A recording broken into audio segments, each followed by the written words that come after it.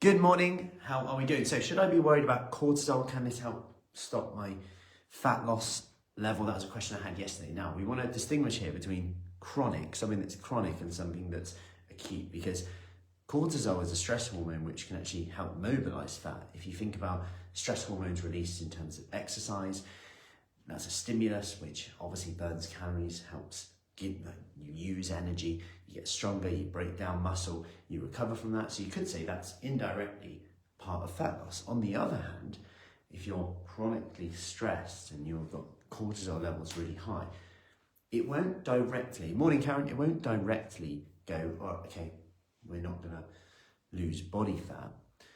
But what's more likely to happen here is that we're gonna be more tired, more stressed, higher calorie, sugary, calorie dense, non-nutritious, treat, snacky, whatever you want to call them, foods are going to be a bit more, they're going to be perceived as highly rewarding compared to what they would have been if we're not so stressed. And then we might end up comfort eating, snacking more, binge eating, etc. So what can you do though? That's the question, right? Like no one really is like measuring their cortisol levels or anything like that.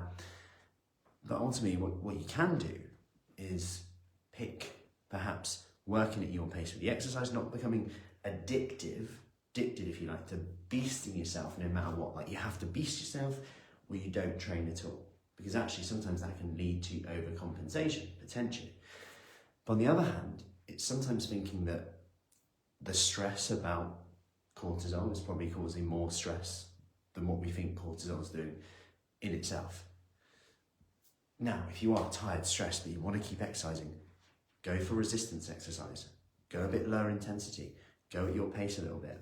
So on some days, if you're not feeling it, get a walk out, get outside. You'll feel so much better afterwards. Any movement is good.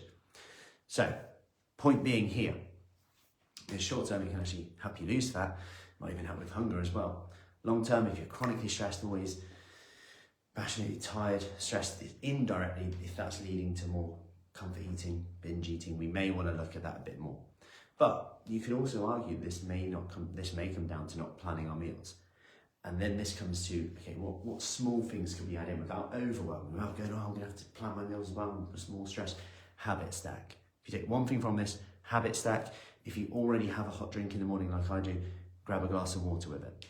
If you already have put the kettle on during the day, do a 1 minute workout, have a day where maybe you just do a little bit, nothing too crazy, not like ferociously beasting it. If you're really feeling tired, stressed, you listen to your body. And actually, sometimes that for you, that non-negotiable for you today might actually be just the rest, to have a nap, meditate. That's as good as on days where, if you know yourself, where if you're just gonna beast it, you're just gonna end up compensating, or you need to eat to fuel all the time, and you're just like constantly chasing. Be kind to yourself with that. Marathon, not a sprint. Hope that helps. Any questions, let me know. Happy Wednesday, and I'll see you later.